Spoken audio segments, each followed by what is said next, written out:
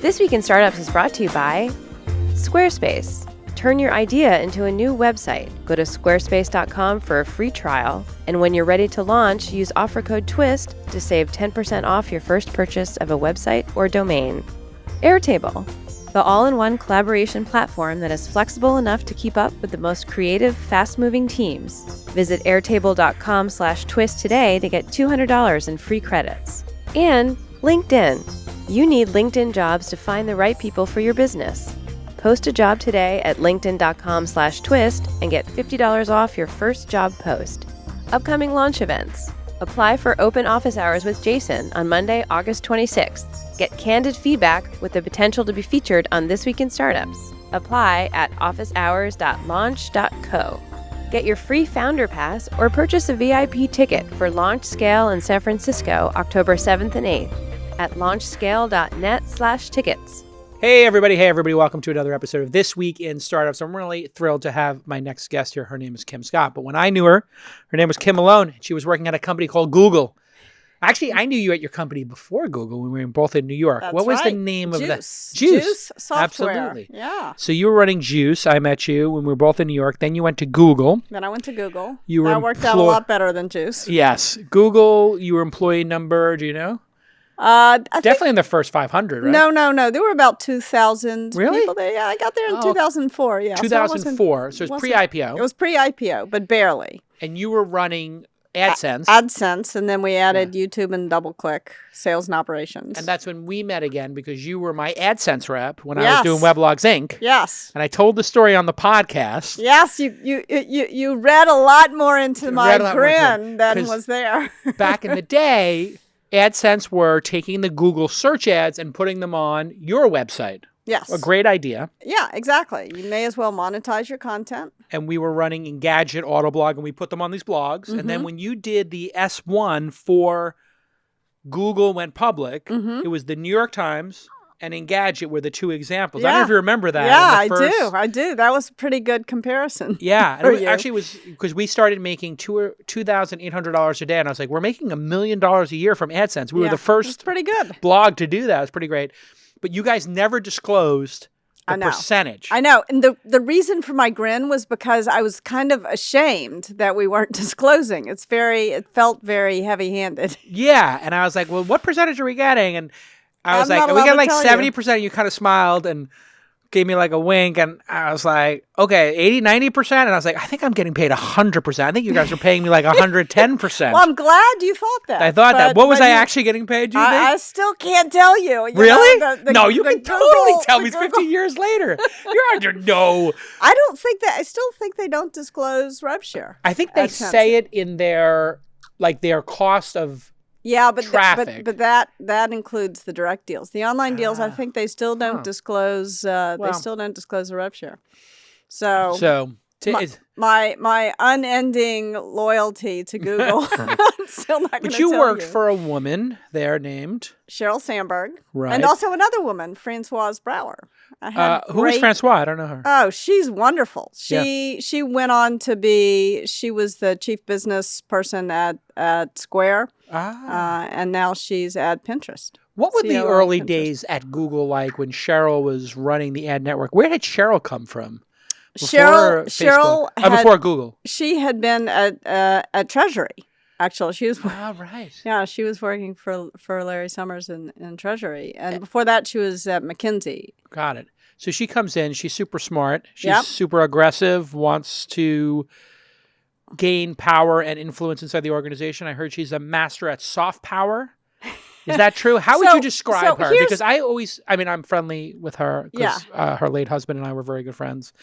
Dave Goldberg, rest in peace. How would you describe her and the influence she had on you?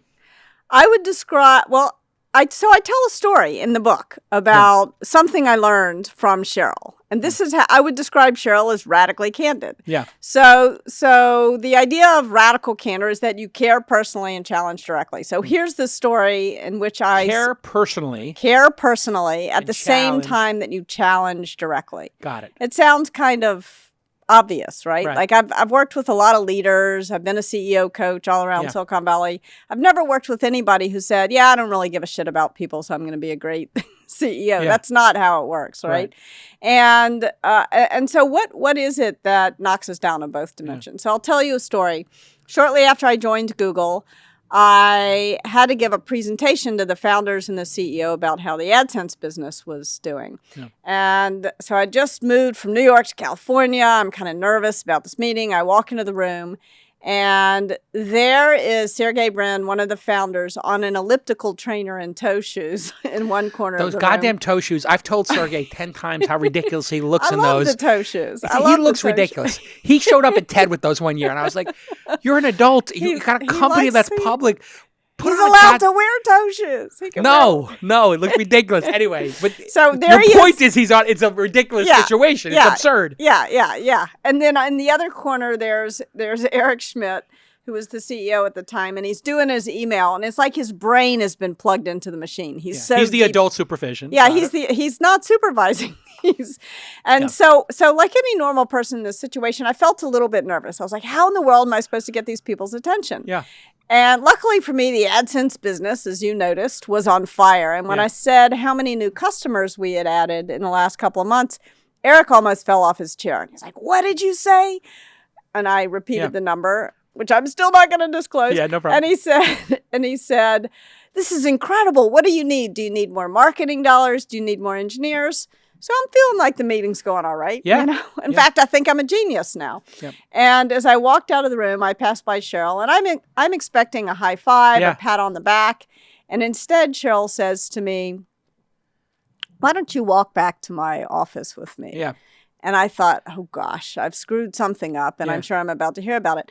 And Sheryl began the conversation in a very kind way by telling me about what had gone well in the meeting. But of course, all I wanted to know was what I had done to screw up. And eventually she says to me, you said a lot in there. Were you aware of it? Yeah. And I sort of breathe a huge sigh of relief and make a brush off gesture with my hand. And I said, no, it's a verbal tick. It's no big deal, really. I mean, after all, I've got a tiger by the tail. Who really cares if I say And Sheryl says, I know this great speech coach.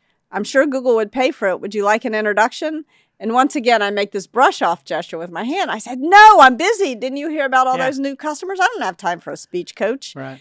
And then Sheryl stops and she looks right at me and she said, I can see when you do that thing with your hand, I'm going to have to be a lot more direct with you. Yeah. So I'm listening now. And she says, when you say, every third word, it makes you sound stupid. Now she's got my full attention.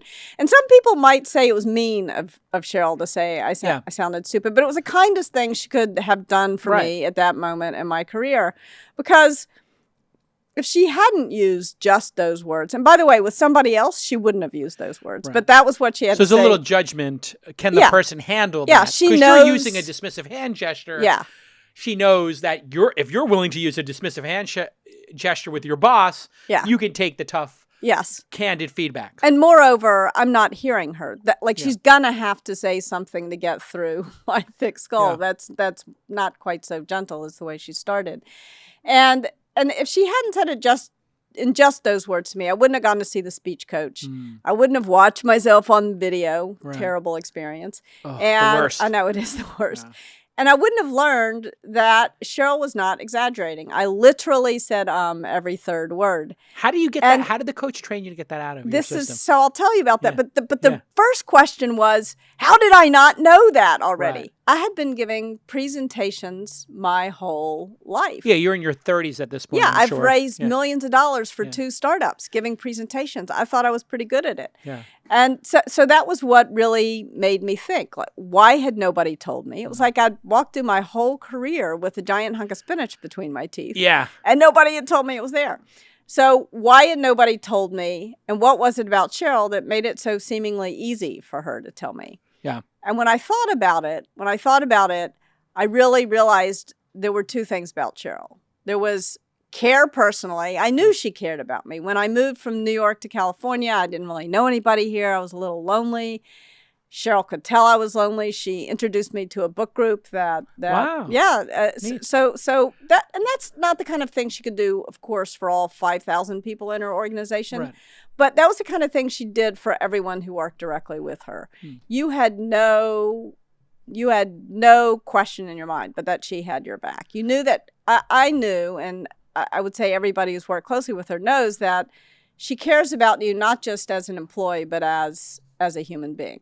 Okay. But you're going to challenge me. No, go ahead. No. But I also... No, I mean, I think she cares about everybody as a human being. I mean, she is off the charts on her EQ. Yeah. And I think it's so polished that I think some people might think it's too polished. Mm-hmm. Like she's too political, like very... Like, that's why I think people think she would be a great politician, is because she's really good at looking you in the eyes, like Bill Clinton, like Obama, like Oprah. Like, I think she comes from that school. It's obvious she's been media trained to the hilt, obvious. And so I think sometimes that can result in a maybe less authenticity, right? If you're too polished, right? Like, so you have to always be careful about like being too much. But I genuinely think she does care deeply about, I know she does. She cares deeply about individuals. Yeah. It's who she is, right? Yeah. That's and this was before the media training. Yeah. Well, I mean, if you're going to be in the crosshairs of everybody in this political hypercharged situation, you better be polished when you're getting pulled in front of Congress or whatever. I mean, when we get back from this quick break, I want to ask you about being a woman at Google at that time and being in tech for that time. Yep. How you think things have changed over time and how that relates to your book, Radical Candor, and how women get treated specifically in this dynamic when we get back on This Week in Startups. Do you want to turn your idea into a website, a beautiful website? Well, if you did that with Squarespace, you're going to be able to blog and publish content whenever you want. You can sell products or services because you got all that great e-commerce functionality in there. And you can promote a physical or an online business, or you could announce that special event like I did, or a special project. Super easy. Squarespace is the answer. It provides beautiful and customizable templates and also powerful e-commerce functionality. So you no longer have to get those things in two different places. In fact, people had 3 or 4 different vendors putting together what Squarespace now does with one simple login and one simple subscription. You can buy domains and choose from over 200 extensions, and you'll get great analytics, search engine optimization, free and secure hosting, and of course, Squarespace's amazing 24/7 award-winning customer support. It's all optimized for mobile, so you're not going to have this phenomenon where you get super frustrated because somebody makes a beautiful looking website on their desktop and it looks terrible on an iPad or an iPhone. No, Squarespace looks great everywhere. Here is my CMO Presh browsing the templates on Squarespace to create a site in minutes, and he made this beautiful site for our portfolio company, Superhuman, and it's called superhumanwallpaper.com, a site that showcases all the Inbox Zero images. And look how quickly he just put that together. Bing, bang, boom, done. Go to squarespace.com for a free trial today, and when you're ready to launch, I want you to use the offer code TWIST to save 10% off your first purchase of a website or domain. I know you don't need the 10% off, but please remember to use TWIST so they know we sent you. And if you want to, go ahead and thank @Squarespace on Twitter for supporting independent media like This Week in Startups. Again, squarespace.com, use that promo code TWIST, and you'll get 10% off. Thanks again to Squarespace for being one of our longest running supporters. I truly appreciate it. Great job to the team over there. We love your product. Okay, let's get back to this amazing episode. All right, really excited to have my old friend Kim Malone, now Kim Scott, on the podcast. She is a serial entrepreneur, worked at the Google for a long time, did very well there, I assume. That worked out okay for you? Loved Google, had a great time. And made a ton of money. Made some money. Made some money. Never have to work again. I can't. Well, I don't know about that. I love working. I like working. I love the work I do. The book is Radical Candor. It's done spectacularly. You got all the great blurbs in the back. That's nice to see, Sheryl and Daniel Pink and everybody. It's been good to be an author. You enjoy it? This, it's interesting. My business career was always the way I was subsidizing my novel writing habit. So this has been a long. In fact, I bumped into a business school professor of mine, and he said I wrote on my class card that what I really wanted to do was be a novelist. So I'm still not a novelist, but I've written a lot of novels. The novels aren't published, but Radical Candor's done okay. It's been fun. Yeah, no, it's a great book. I listened to it on Audible, and it's fantastic. Let me ask you about this.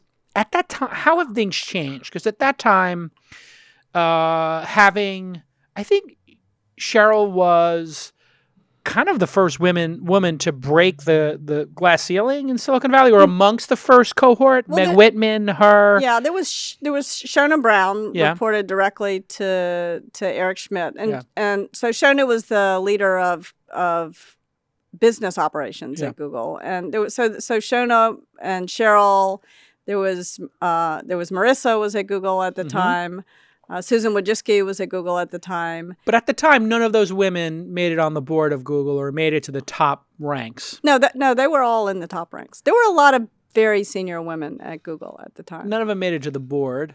Well, neither did Sheryl. Neither did Sheryl. Yeah. Do you think they regret not letting her? They should have put her on the board. They blew it, didn't they? They totally blew it. They should have. They could have kept her there. Yeah, they could have kept Shona probably too. So Shona reported directly to Eric. Yeah. So she was on the executive team. So the fair way to look at it was Google had a lot of women in the top ranks. That was unique at that time. That was unique anywhere. Anywhere. Yeah. Yeah, whether it was finance or media or anywhere. So but they still let Sheryl walk out the door to the biggest competitor and empowered Zuckerberg to be the thorn in their side for all time. Think about that. Yeah. If Sheryl had stayed. Different world. What a different world we would be in. Google would have dominated Facebook in all likelihood. Yep. Instead, they let her leave the building. Yep.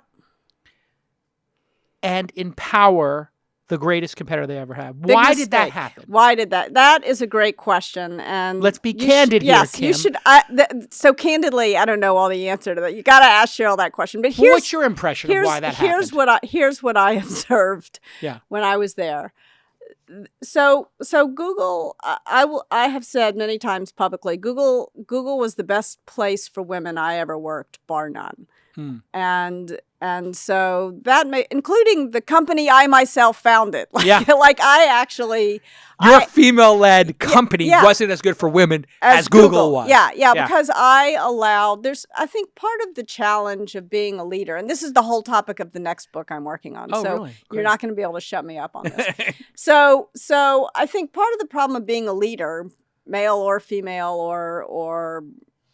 or non-binary, yes, trans, however you identify yourself. Identities now. So the problem is that there are so many subtle things that happen that have a huge impact. Yeah. And sometimes those things can start to add up in a way that that is difficult to identify, difficult to respond to. It's sort of like the straw that broke the camel's back. So everywhere that you go in the world, not just in our country, I mean, in tech and finance, and you're going to find that you experience bias. And this is sort of diversity and inclusion writ large, but we'll talk specifically about gender.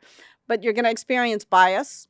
You're going to experience some beliefs. Like there are some people who really think that women aren't as good.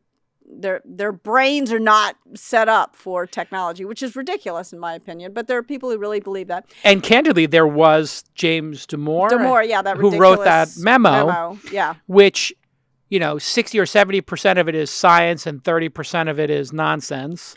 Well, even the science that he alludes to is questionable. I mean, there's these IQ tests, and there's not definitive. He alludes to a bunch of bunch of hypotheses. It's also so minor, isn't it? Like if you were to say there's a difference between women's brains and men's brains, that's true. Maybe. Well, no, they've proven there's like size differences, there's interconnectivity. Yes, but what are the causes of those? And what is the outcome of those? And does it even matter? Yeah. Like that's the thing that I find weird is like, okay, let's say that there is some statistically important difference in brain size or brain connectivity that led to women being more into, multiplayer pursuits and men into solo pursuits, right? Like, and so the classic would be, communications versus putting your head down and just writing code. Who cares? Like, people should still have the same opportunity at the end of the day. And so why is it even relevant? Yeah. It's that's what I don't understand. Here's like, there's one thing that I think we'll both agree on indubitably, which is men on average are taller than women. Right? Okay, great. Yeah, that I think is a fact. Like I'm going to question all these IQ studies, but the tall thing is a fact. But even then, if you take a look at even though that's on average true, you would expect in some couples the woman would be taller than the man, because even though something isn't, and yet if you take a look at when that is actually the case, it's actually the case in real couples that the woman is taller than the man far fewer times than you would expect it statistically. So people are like trying to fit themselves in, which means there's a lot of lonely tall women and a lot of unnecessarily lonely short men. Like, why should that be? That's ridiculous. There's no reason. Yeah, it is. So like there's even if you could prove that women are this, men are that, which there are very few areas where I think you can prove that that's sort of a biological and it's so marginal, fact. Yeah. It's bad to try to fit into because sometimes it's not going to be the case. So anyway, it was also tone deaf, like to take that position in today's day and age. Well, I don't think it was tone deaf. I mean, I think it was quite intentional. Like when James Damore quit getting grief about his memo, he started he started tweeting about how cool KKK titles were. Like, he's just a shit stirrer. Yeah. But and you don't need that around the office. No, that's the thing that people, when they said, should they fire him? I was like, absolutely. Like, you can't we're at work. There's work to get done. Like, somebody's got to push some code here. We can't be debating this all day long. This is not the business of Google. Business of Google is click on the ads, do more searches, upload some more videos to YouTube. Yeah, and also create these the teams that are the most effective are teams where there's psychological safety, and he was sort of you not bring that up creating. in the book. Let's talk about that for a second. I think it's a perfect segue. What is psychological safety? Why is it important to businesses? Why doesn't it exist everywhere? So I think a big part of psychological safety is feeling free to say what you really think, feeling free to be candid, right? And I think a big part of the reason why that doesn't exist, especially at work where there is a hierarchy, a big part of the problem is that the people who are more senior don't tend to solicit feedback, and it's very hard to speak truth to power. So people quit saying what they really think. They give up. Yeah, they give up. Yeah. And learned helplessness. Yeah, learned helplessness. And that's no good, because then the boss doesn't learn what's going wrong. Yeah. The other thing that happens is that very often, it's very interesting, since publishing Radical Candor, bosses are just afraid of being candid with employees, as vice versa. Yes. And because they're afraid they'll quit, they're afraid they'll get sued. They could cry, they could get sued, you could be a jerk. And I mean, you don't want to feel like a jerk. I was a jerk. When you and I knew each other in New York, I was the jerk boss. I didn't think you were a jerk. Well, you were nice to me, but maybe you weren't nice to you. We were peers and you were a subject. So CEOs and VCs were my currency as an editor of a magazine. But to the writers, I was certainly a jerk. Because I thought that was what a boss was supposed to be, was to hold the line. Yeah. And to And how did you learn not to be? That's a good question. I think sometimes, well, I had a coach at one point, just a friend of mine who was a psychologist. His name was Mark Goulston. And I knew him because we just had a mutual friend in common. And I had a problem with some employee at some point, and I was like, this person's a goddamn disaster. Like, and it was like going through it. But I guess they got some things done at work, whatever. He's like, well, you're not rooting for them, are you? I'm like, no, I'm not rooting for them. He's like, and they work for you. And I'm like, yeah. So you have somebody on your team you're not rooting for. And I was like, now that I think about it, I'm kind of actively rooting against them. Yeah. Yeah. And that is a weird dynamic. And then I was like, wait a second. And he's like, well, this is your company. You can kind of create the world you're in. So you are creating a situation in which you have somebody you are no longer rooting for on your team. And not only that, you freely admit you're kind of rooting against them, so you want them to fail. I was like, oh my God. Self-destructive. This is self-destructive. Like, he's like, you could give that slot to somebody you're rooting for on your team. And that was when that was a super unlock for me. That is so good. It was so deft, because then I was like, oh, wait a second. And then I kind of read Tony Hsieh's book about culture, and I started to think, and as I became an investor in companies, I realized the great benefit of being CEO is that you get to create the world you want to live in. Yeah. You get to create your team. You pick the team players. So if Sergey and Larry picked Sheryl and let her walk out the door, how did they let that happen? How did they let that happen? I think there was some jealousy of her higher profile there that they let her out the door, that maybe she was gaining too much power and respect of the employees. I don't know that was it. I'm thinking it was unconscious. Yeah. Which then it couldn't be, because I think they probably were looking at her being super popular amongst the rank and file. And I'm not saying I have this from any inside information. However, if she was becoming that popular, and they are introverts, both of them, you know that. Yes. They're super introverts. Yep. And she's a super high-powered extrovert. She's basically Wall Street one step away from saying she could be CEO, or she should be CEO. And the fact is, people say that now in the dynamic with Zuck.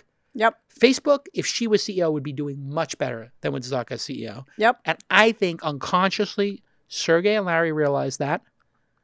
And they couldn't have somebody who was such a clear, better person to run the business.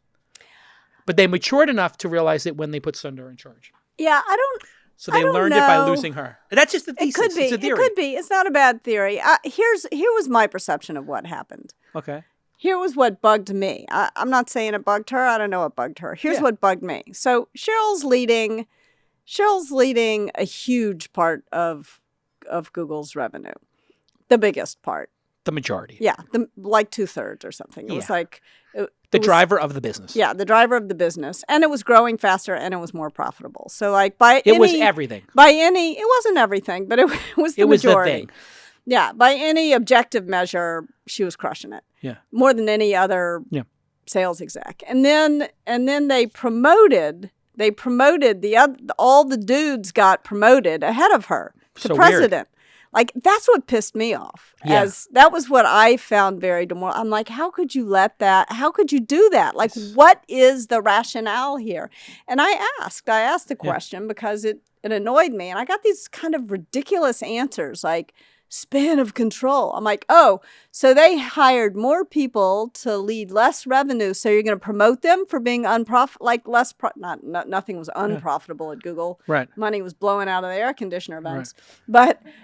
But it was crazy. Yeah. It just, like, in a company that was so metrics driven. Yeah. This felt to me like a very gendered decision. It was. Let's be honest. And that pissed.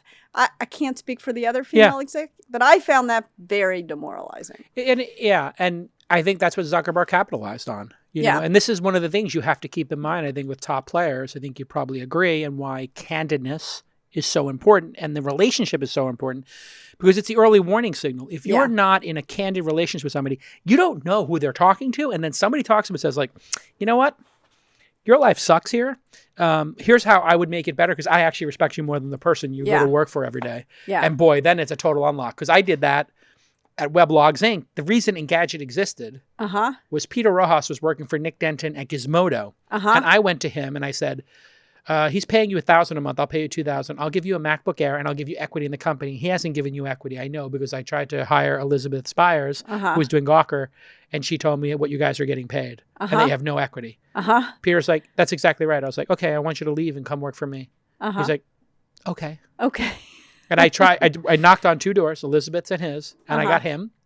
And that was actually the more important business. Engadget, consumer electronics versus Gawker, gossip. It was like, actually, I shuck free the person. If you want to not have your people get shaken free. Yeah, you got to understand how, and you've got to listen to, you've got to take the time to really understand and see the world the way they see the world. Yeah.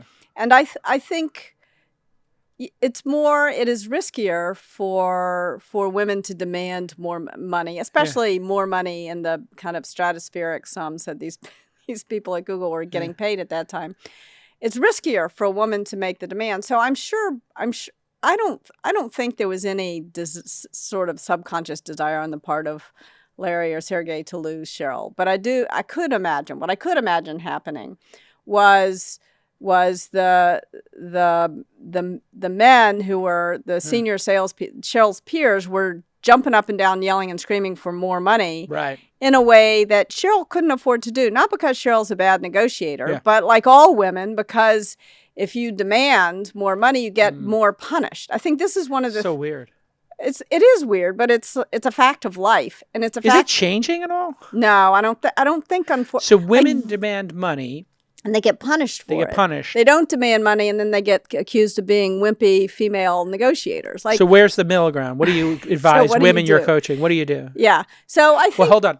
Think about that for a second. Okay. And tell us what women should do in this scenario when we get back on This Week in Startups. Software shouldn't dictate how you work. You should dictate how it works, and that's where Airtable comes in. You probably are hearing all these great founders and venture capitalists and angel investors, and you hear them on Twitter, you hear them on podcasts talking about how much they love Airtable and all these clever things they're doing with it. Well, it's an all-in-one collaboration platform. It's kind of part spreadsheet and part database with a lot of templates and magic to let you solve complex problems. Airtable is an ideal product for founders who are price sensitive and time poor. You have not a lot of time and not a lot of money when you're starting these companies. Boy, do I know it. And you can create and optimize any process with Airtable. Founders use Airtable for a wide variety of use cases, from road mapping their product, maybe do sprint planning, how about some application tracking to get talent, fundraising. A CRM for fundraising is how we use it and all our companies use it. And instead of researching, buying, and managing multiple tools for your company, just get Airtable. It's very flexible, and once you start using it and you go down that rabbit hole, Maron, you're going to be addicted to this product. Here's CMO Presh showing us just how Airtable templates work. And they have all these crazy templates in a community that build them. It integrates with all the apps you already use: Slack, G Suite, GitHub, LinkedIn, Dropbox. We all use all those. And their customers include, wait for it, WeWork, Slack, Box, Airbnb, Reddit, Zoom, Colhan, Spotify, BuzzFeed. Everybody's using Airtable. Everybody loves Airtable. And you're hearing about them all over the valley because their tool is so effective. And here at Launch, we love it. Some of my companies can't shut up about it. So here's your call to action. Head to airtable.com/twist and get $200 in free credits. That's $200. $200 from your boy JCal. Go to airtable.com/twist and hear what all the buzz in the tech and venture community is about. $200 in free credits await you at airtable.com, but I don't know for how long. So grab those $200 in credits right now. Okay, how about we get back to the program right now? If you haven't read or listened to Radical Candor, do it right now. You're on the phone. You've got your Tesla in self-driving mode anyway. Just take out your laptop on the 280 in self-drive. Don't do that. I'm joking. It's a joke. You can listen to it on Audible. For sure. As you drive. Absolutely. And if you go to audible.com/twist, you'll get the free first book. Congrats on the book. When we left our hero, that's you, we were talking about you're damned if you do, you're damned if you don't. Yeah. A woman asks for money. They need to... She's called greedy, not a team player, being they too abrasive. They're a wet noodle, they're milquetoast. Yeah, not a good negotiator. What do you advise in today, 2019? So here's what I advise. If you are... So this is one of the things I got right at my startup. I just published salaries. Everybody knew what everybody else was getting paid. Perfect. And I did that too, yeah. Yeah, and that's good for women, but it's really good for everybody. And it creates a lot. Why should getting a job be like going to the used car lot? Like, why do you have to haggle? Like, it should just, the salaries, the levels, they should just be what they are. Right. And then there's going to be more room for bias when you assign promotions. So we'll talk about that later. So you should never negotiate salary? It should be like, this is what you get paid? No. You should negotiate salary because that's the way the world works. But if you're the leader, if you're the CEO, going back to your opportunity to create the world you want to live in, you can just set salaries, publish them, and everybody knows what everybody, it is what it is. Because Ellen Pao did this at Reddit, as I'm sure you know. You are aware of this. She said we're going to have standard salaries, no more negotiating because the women aren't negotiating to the level the men are. The men are outpacing, so we're just going to get rid of negotiation. Are you endorsing that model?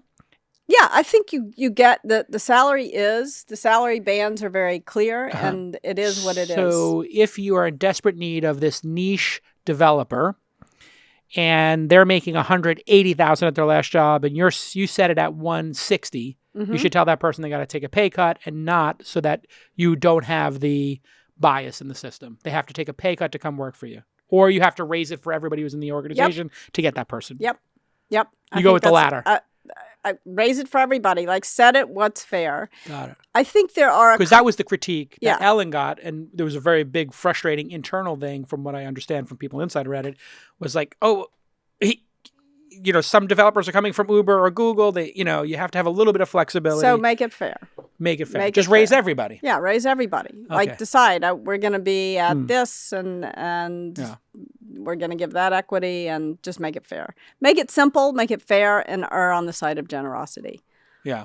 In Google, where you have literally money like coming out of their events, covering your computer, and you have to sweep it off every day like you're shoveling snow. Yeah, but if you're at a startup where you're not in that situation, probably people are not coming to you. You're not going to offer competitive salaries with Google anyway. Right? Yeah. I just tell people make 3 offers. This is what I advise folks: give them like the high, low, medium for salary, high, low, medium for equity, and obviously they can pick. Yeah. High salary, low equity. Yeah. You could do that. Equity, low salary, and then people can pick. Yeah, but it could be the same for everybody, and everybody can pick. And that way people get a little bit of flexibility. Let me ask you a super controversial one here. Yep. About compensation. Yep. Should experience matter over, or should experience matter in terms of compensation rather than job function? So if you and I were both sales executives, you have 10 years experience, I have 2. We both put up the same sales numbers. Should we get paid the same? Yes. Okay, we're both managers. We both have MBAs. We both run departments. You're the GM of this group. I'm a GM of another group. You have 20 years experience at Google and Facebook. I have 3 years experience, but we're both GMs. Should you get paid more with the 17 more years experience being at Google and Facebook than me with 3 years, but we do the same job? Management is much harder to measure. The quality of so sales numbers are pretty definitive. Yeah. But I do believe that experience as a manager has some intrinsic value that is very hard to measure. So I they think should get paid differently, even they do the same job. Even if they do the same job, I think experience. There are some things in life where experience does matter. So interesting, because I had this discussion with my mom and my wife and 2 other folks, and we were talking about it. And my mom's a nurse, and we were trying. The younger person felt, there was another younger person in the discussion, not my wife or my mom, but the younger person felt, if you do that job, it's the same job, you should get paid the same. And we went through a bunch of different examples like we just did here. And in some, it's objective, like, sales. It's quantify pretty easy. Yeah. Or driving Uber, it's pretty easy, Yeah. But for a nurse or a doctor, maybe like more experience matters. If I'm sick. Yeah. I want the more experienced doctor. If I'm sick, if I'm sick or if I'm getting sued, I want the attorney who's fought that kind of case 1,000 times. I want the doctor who's done the operation 1,000 times. And I'll pay extra if I can. This is what I was explaining to folks is if there are, it's interesting, we both came to the same conclusion, but this is a discussion that doesn't happen that often. It's a very uncomfortable discussion to have because let's say the situation was, we have a male doctor with 10 years experience and a female doctor with 2. And then you ask people the same question, should the female and the male get paid the same? No. I mean, it doesn't matter. The gender doesn't matter in this situation. At all. Yeah, experience really matters. Experience does matter in some places. Yeah, I mean, not everywhere. Because if the experience is the person had 20 years in sales, but they put up the same numbers as the person with 2, who cares? Who cares? Yeah. Your job is to just ring the register. Yeah. So it does not matter in that job. Yeah. It's a hard one to parse. It is a very hard one. I mean, compensation is, we could talk all day long about compensation. It is super hard. And pulling bias. There's a great, did you see there was an interview with Mark Benioff where 2 female executives at Salesforce persuaded him to run the numbers to see if women were indeed paid less than men sort of consistently at Salesforce. And for him, it was inconceivable that this would be true because compensation, they had given a lot of thought to it. Yeah. They worked hard to make it fair. They had really focused on making Salesforce a great place to work for women. They had really done a lot of the right things, and he just didn't believe it was true. And the women on his team convinced him to run the numbers, but before he did, they made him promise. Oh. They made him promise that he would fix it. Right. They said the worst thing we can do is lift the hood, see there's a problem, and put it back down. Yeah, no. If there's a problem with the suspension, we need to fix it because the car could flip over at that point. So he opened Pandora's box. Yeah. It wasn't Pandora's box. I mean, in the end, it wasn't it wasn't a hugely expensive, but there was indeed a problem. And it was sort of a $3 million problem. And they had to keep doing it. Now they consistently do it. So they do have to make adjustments. And I think the way that bias creeps into compensation, into promotions, it's really interesting in promotions. So let's take this abrasive problem. So in order to get the job done, you need a certain amount of aggression in a lot of cases, right? Yeah. And tenacity. Yeah, or even aggression. I mean, you need to push. Yeah. And the man pushes, and well, he can be a little aggressive sometimes, but you have to be to get the job done. The woman pushes and exhibits the exact same behavior, and she's too abrasive. She's got executive presence problems. So executive presence. Yeah. Let's give her, let's not promote her yet. Yeah. And even if that kind of bias, which is not a belief, we're not getting to the problematic point of belief, and it's not even bullying. People aren't trying to dominate. Right. But it's just bias. Even if it impacts people's performance ratings only on the order of 5%, if you start out with an organization that's 50-50, in 10 years, it's not. That's what a small edge can do. Yeah. In poker, you might be playing somebody in one session. Like I play with some professional poker players sometimes. And in one session, you might beat them. Yeah. Because you only played 20 hands an hour over 8 hours. You played 160 hands. And you may have only been heads up with that person in 5 of the hands. Yeah. So you won 3, they won 2. Yeah. Because statistically there's variance. Yeah. But if you played them 100 nights in a row, and now you get to 500 hands, and they're 10% better than you, and there's a lot of money, your money's going to be all gone. Yeah. So it's the number of reps when you have an edge, not just the edge. A 1% edge could be huge over time. Yeah, and that's the problem, I think. So a lot of the problems at Google were these sort of bias problems that they weren't really actionable, and they were hard to point out. But it could be very demoralizing over time. And the numbers, I mean, because people, the senior women and men, the senior people at a company like Google get paid so much money, it's material. Are there words you can use when you're in the senior position to get people to be more candid? Yes. And what are the words? Because I find a lot of times when people get tripped up, it's they don't actually have the vocabulary or the tool set. So what are the unlock words that I could use, or somebody who's listening, who's a CEO, who maybe doesn't get enough feedback from their team or feels that, even peers are not being as candid? What are the words we can use? So there's no magic words that are going to unlock people. Yeah. So, but here's how to think about soliciting feedback and really getting it. Yeah. So you're right to ask about words. You've got to figure out what words you are going to use. Yeah. So I'll tell you the words. Because radical candor is one of those pairings that unlocks people's honesty. It can be. I mean, sometimes, and I write a lot about this in the second edition, which is coming out in October. Sometimes one of the most discouraging things that'll happen to me is I'll be working in an organization, helping them roll out Radical Candor, build this great culture on their team.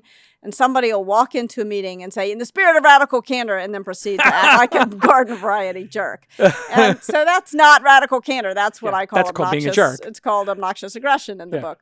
So just because you call it Radical Candor doesn't mean you're not behaving like an asshole. So I'll just give that that word of warning. Yeah. So you got to find the question that works for you, but also works for the other person. So for example, a question I like to ask is, what could I do or stop doing that would make it easier to work with me? That's a way to solicit feedback. What could I do?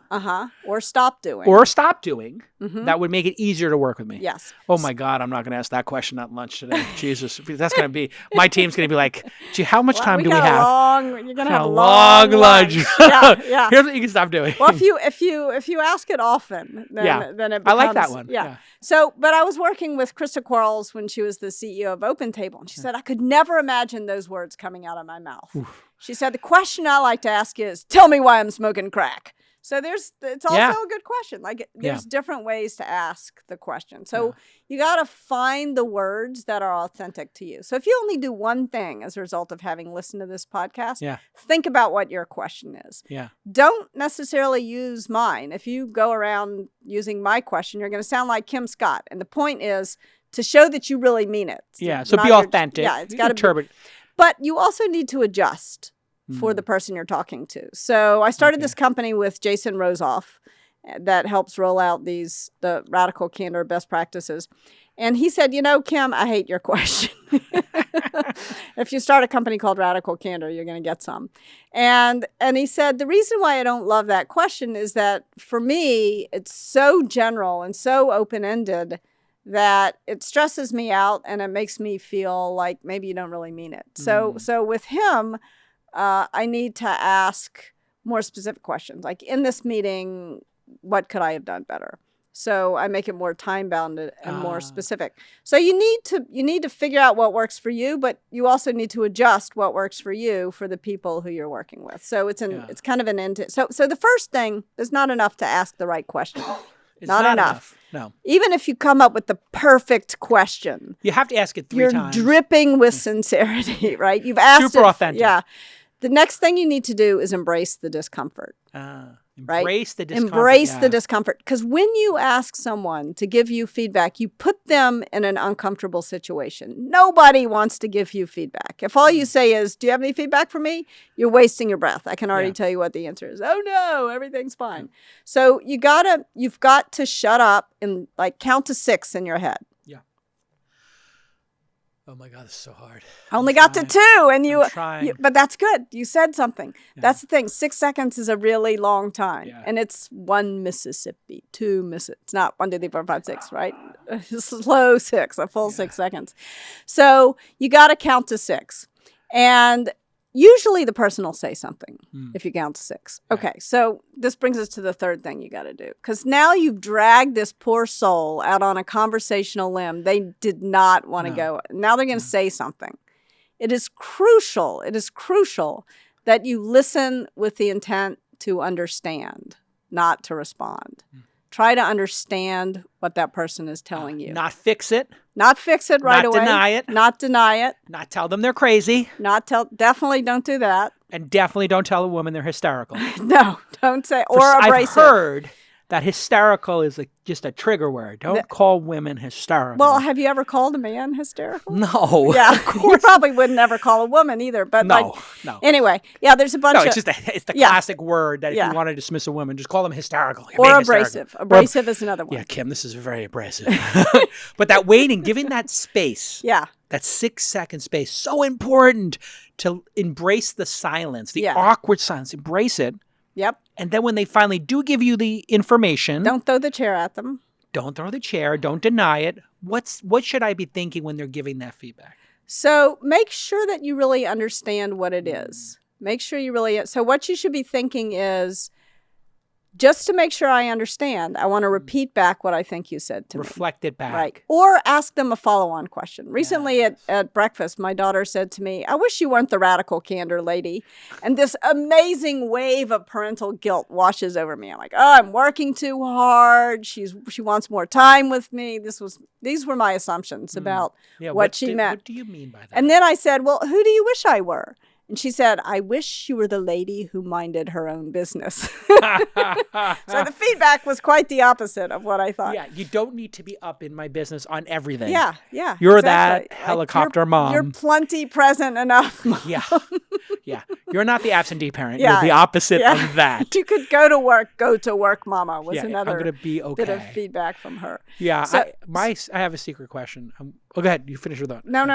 You finish your thought. I'll tell you my secret. So the key thing is you want to make sure you understand what the feedback was. Then I'm going to tell you the fourth thing you got to do when soliciting feedback. Because even not getting defensive is not enough.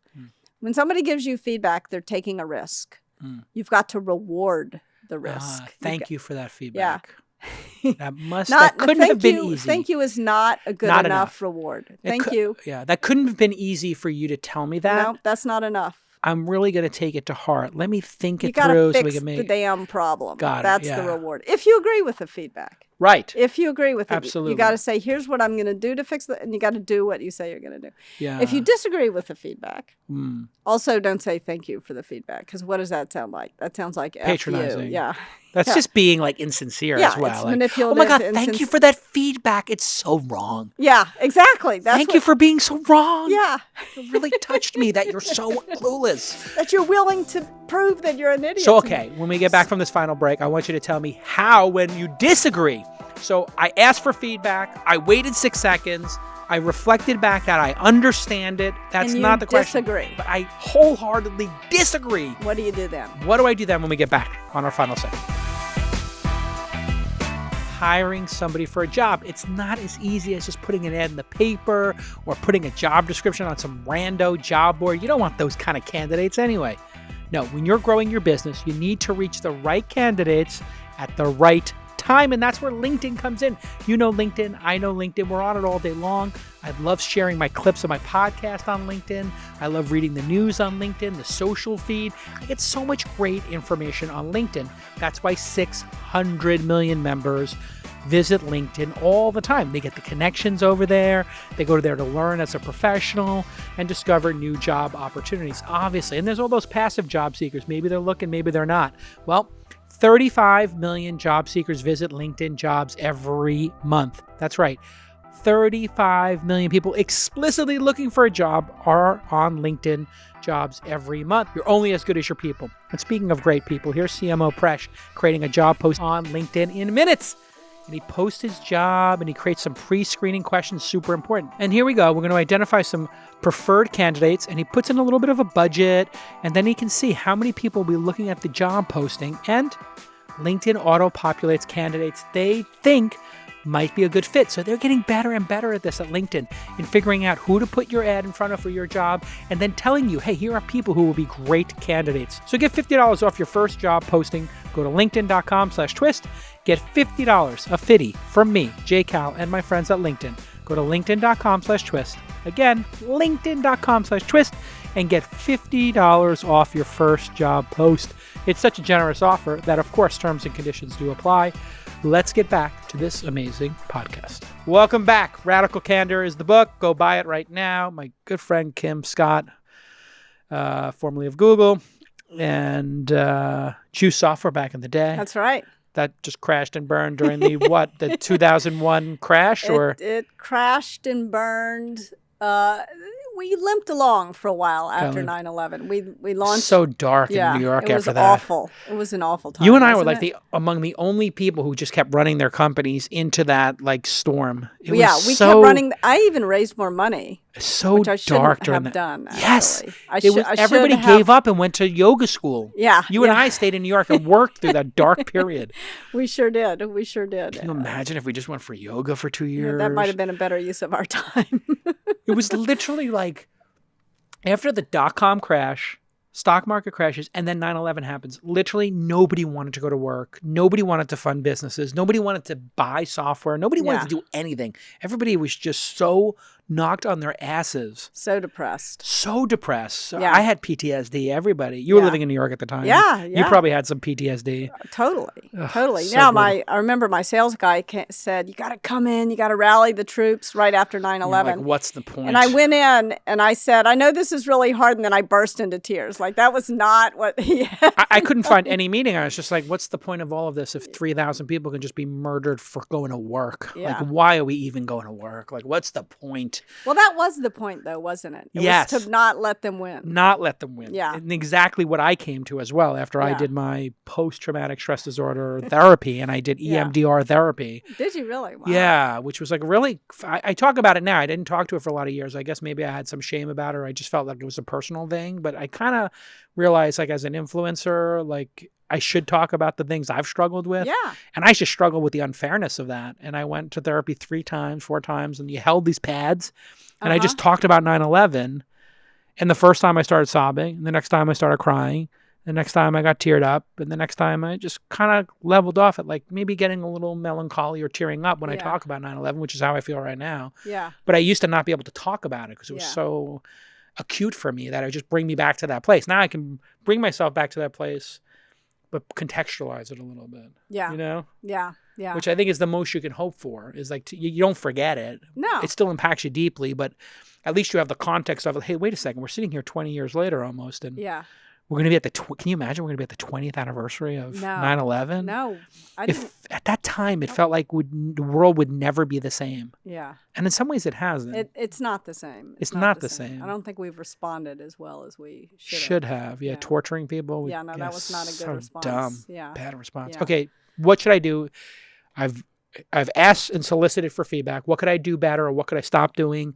I waited the 6 seconds, and then somebody tells me something that I reflect back to them that is completely wrong and I do not want to do in my company, which is my world that I created. Right. Okay. What do you do? So in those cases, and these are the really hard cases, because I'm the radical candor lady. I'm not going to tell you, pretend you agree when you disagree. No. So how can you reward that person so that they will tell you next time something that you do agree with and do want to know?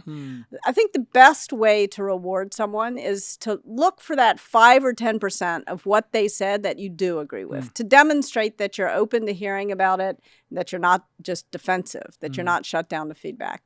And then say, for the rest of it, I want to think about it for a day or two, and then I want to get back to you. Yeah. And you must get back to them. Right. And you've got to offer them a full explanation, a reasonable explanation of why you disagree. Yeah. Because often disagreements can strengthen relationships. Yeah. But ignoring someone or making them feel invisible never strengthens a relationship. Actually, it works out to create another thing. What do you think if you do that? What will fester if you do it without getting back to them?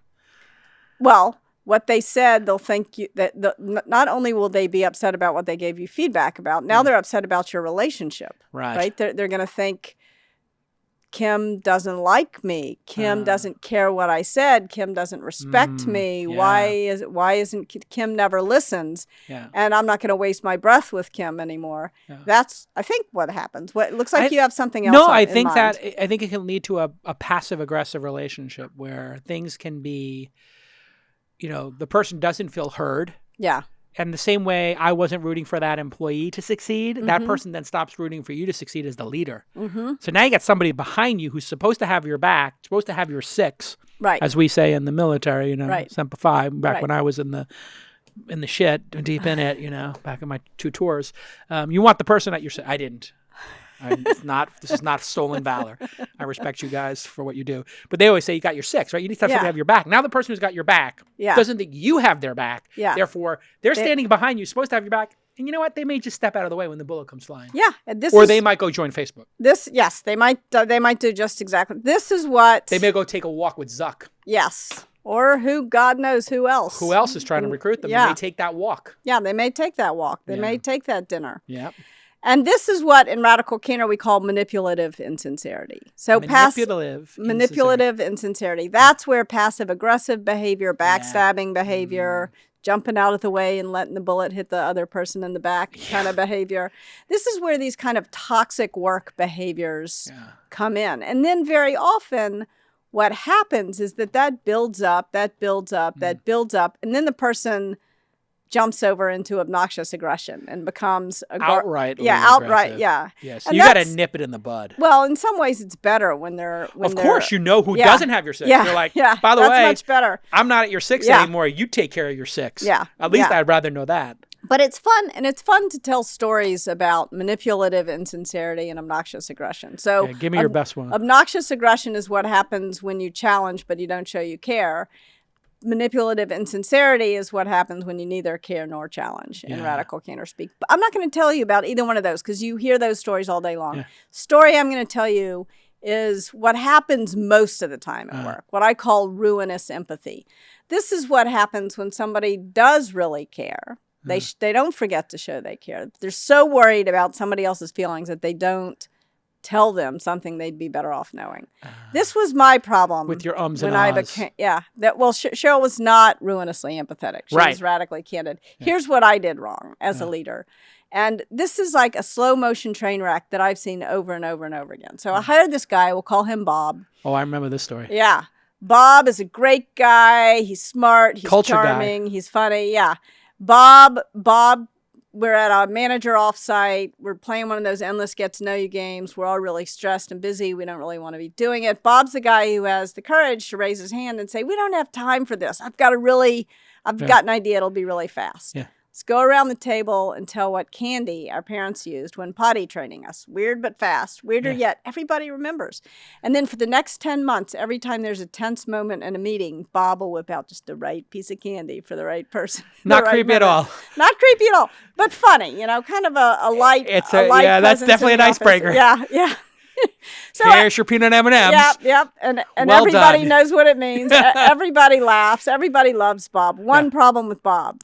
He's doing crap work. He's like, he'll hand stuff in and there's shame in his eyes. Yeah. He knows and I'm so puzzled by this because he has this incredible resume. And I learned. He's a low performer. Yeah. Well, I learned later the problem was because he wasn't a low performer earlier in his career. It's like, what happened? He was smoking pot in the bathroom 4 times a day, which maybe explains all that candy. Yes, yes. But anyway, M&Ms are awesome. Yeah, they're so good. But I didn't know any of that at the time. All I know is he's handing stuff in, shame in his eyes, and I'll say something along the lines of, "Oh, Bob, you're so smart. You're so awesome. This is a great start. Maybe you can make it a little better," or something. Right. I mean, maybe I said it a little you need better. to hand than it that, back but and say you failed. Yeah, but I didn't do that. I didn't do that. And this goes on for 10 months. And eventually the inevitable happens because everybody's having to cover for Bob, redo his work. And I realize if I don't fire Bob, I'm going to lose my best performers. So I sit down and have a conversation with Bob that I should have had 10 months previously, or at least started 10 months previously. And when I'm finished explaining to him where things stand, this time very clearly, he kind of pushes his chair back from the table. He looks me right in the eye and he says, "Why didn't you tell me?" Oh. And as that question is going around in my head with no good answer, he says to me, "Why didn't anyone tell me? I thought you all cared about me." Right. And now I realize I failed Bob in a bunch of different ways. I failed to solicit feedback from him, going back to what we talked about before. I never found out what was going well from his perspective, but also never found out what maybe I was doing.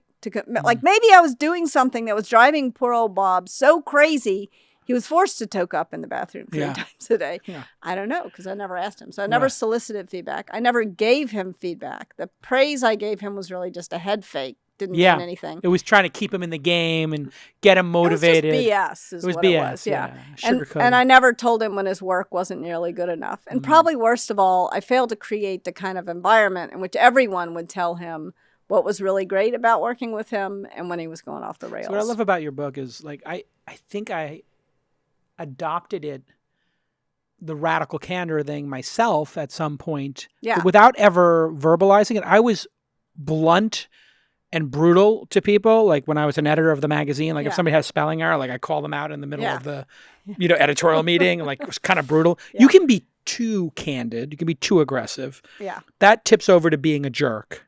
Yeah. And that typically, I think people make that mistake when they're angry. About the thing. So you need a little time, I think, before you're radically candid with people. And you got to do it not in front of other people. That seems to be, whenever anybody gets upset at my candidness, they just say to me like, "Can you not do that in front of everybody?" Yeah. And I'm like, "No, I don't have time to like pull you aside and tell you we're in the middle of doing all this stuff. Just take the note." Am I wrong? I feel like I'm wrong. I think you're wrong. Yeah, I feel like I'm wrong when I do it. Yeah, criticizing and here's the reason why you're wrong. Because when you criticize someone in public, you trigger their lizard brain. Yep. They cannot hear you. You're just wasting your breath. Yeah. Right? So don't do it. Wait for a minute. But it's not like you have to schedule some kind of therapy session after. Yeah. It's like it's fast. Yeah. The best feedback I ever got was in these impromptu 2-minute conversations like the one I described with Sheryl. Like just walk back to my office with me. Yeah, I'm going to tell you straight. It didn't take her any extra time out of her day to do that. No. But what it did take was enormous emotional discipline. And that's Radical Candor is fast, it's free, but it does take a lot of emotional discipline. It's really a behavior. I know, I've gotten better at it. And the other thing I found that works really well, talking about language, is this is not how we do it. This is not the standard that we set. is what I tell folks now, because I try to set a very high standard in what I do. You've known me long enough. And so when we do our events, I just tell people, like, listen, you may not have stayed at a 6-star hotel before. And like, I just stayed at one like once in my life. But here's how they do it. They know people's names when they show up at the door. They address you by name. Oh, welcome to the Aman Hotel Tokyo. Kim Malone. Is that Kim Scott. 6-star hotel? That was the one I stayed at, was the Aman Hotel in Tokyo. Have you stayed at it? Or you stayed at the other Aman in Phoenix? No. Anyway, check out Aman Hotels. Shout out Aman Hotels Tokyo. Like, they know your name when you walk up to the place. Yeah. They address you by your name. They bring 3 people to solve a problem when there's a problem. Like, everything is just done at a very high level. And so I've tried to bring that to what we do in working with founders. And so I found that if I say, we set a high standard. We chose to be the high standard. Let's hit that standard. And then here is how we hit it. So I just write language. I literally, before our last Angel Summit event, I realized, like, I hire young people. They're promising, they're hardworking, they want to do the right thing. They don't even know how to talk to people in a business setting sometimes. Yeah. So I wrote a script. You each are responsible for 15 people coming to the event. Look them in the eyes and say, oh, Kim Scott, it's a pleasure to meet you. I know about your book. I'm actually reading your book. You're in room, whatever. And we're going to start tomorrow at 9 a.m. The Wi-Fi password is this. And really great. Thanks for coming. And I went to Harvard as well. Like, just be so high level, like, in terms of understanding who you're talking to and making that connection. I just wrote the dialogue for them. Yeah. And sometimes showing people how to do it and then explaining why it's important, like, that is super important. Yeah, I think getting into the details in that way is really important. I also think inviting people to edit the details, to challenge them, because you know what? You have a great idea, but they're the ones on the ground. Yeah. They probably personalize it. Here's a dialogue. Yeah, personalize it. Here's one way to do it. You figure out improvements, and then you bring them together to talk about the improvements that they're share the some best of the practice. People who make improvements are not going to make improvements. They're going to make it worse. But if you get if you tolerate a little bit of that worse making, and you get people to talk about it, this is how at AdSense I walked in and I thought I knew how to run a business, and I realized the people who are doing the work know a lot more than I know. And so we just, every week we would look at what's the work we can eliminate, what can we automate, what can we offshore. And my contribution was setting up that framework and hosting the conversation. But all the ideas came from them. Yeah. And that was how we grew revenue 10x and shrunk headcount 10%. At the same time. Yeah, at the same time. That is super scaling. All the ideas came from the team. You just said, hey, let's be efficient here. Give me some radically efficient idea. They didn't care about efficiency, and neither did Google really, because as we said, there was money blowing out the vents. What they did care about was not doing boring work.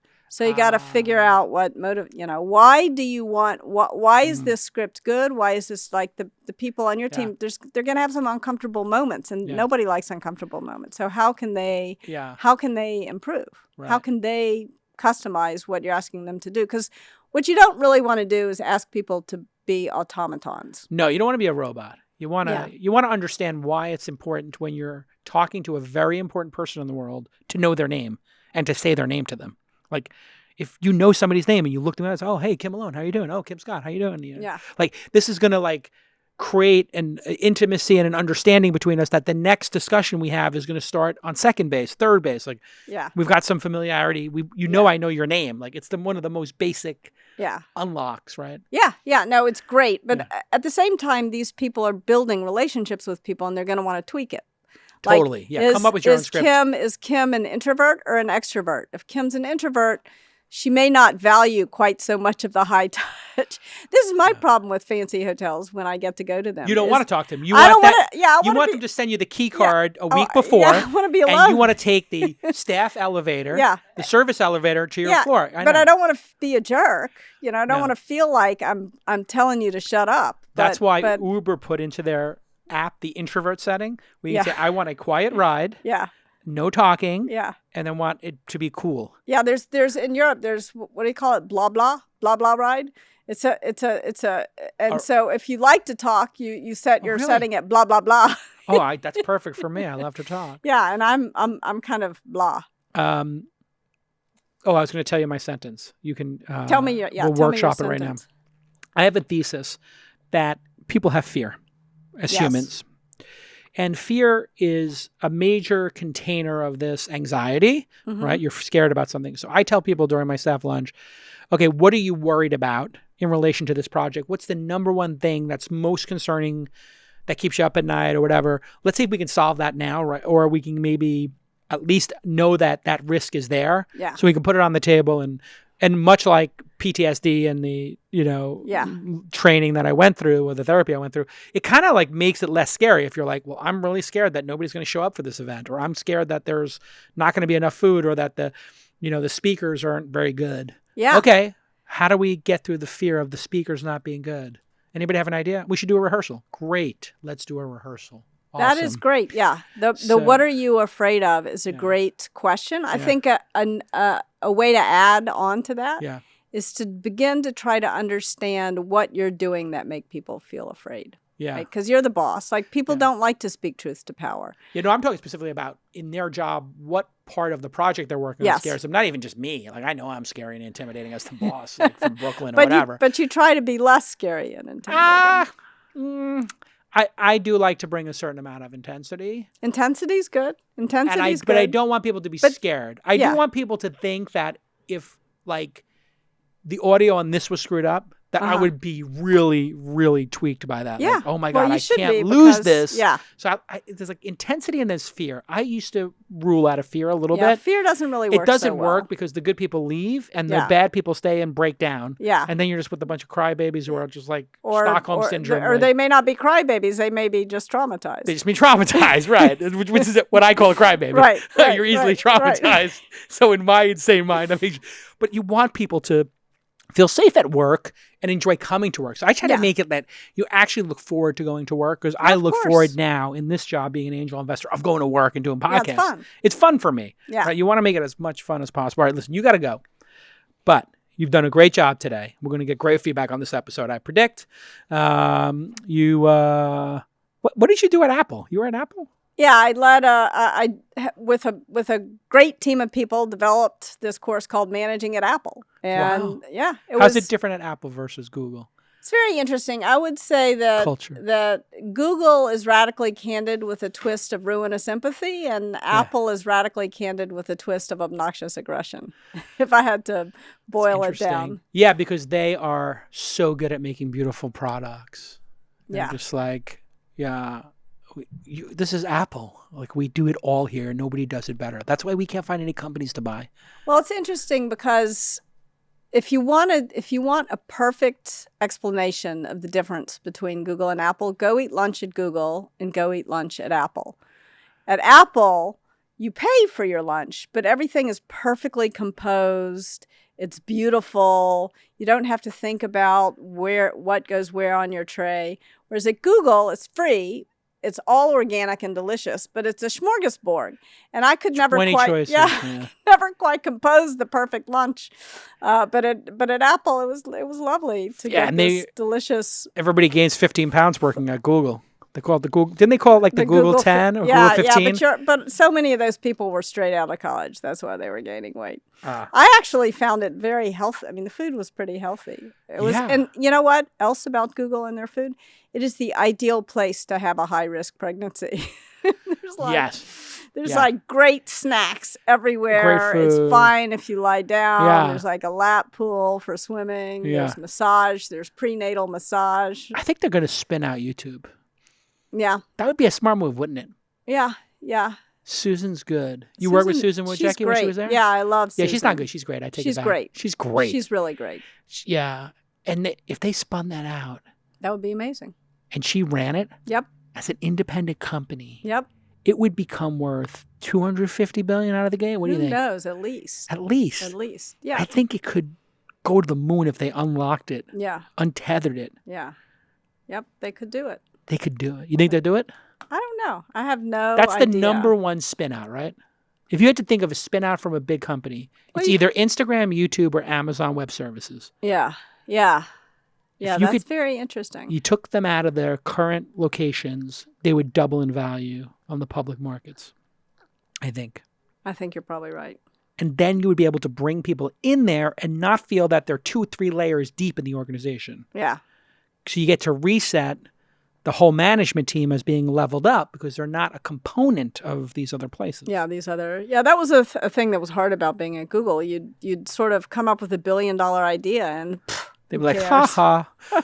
Oh, you have $1 billion idea, Kim. That's amazing. How quaint. It means nothing to us. Yeah.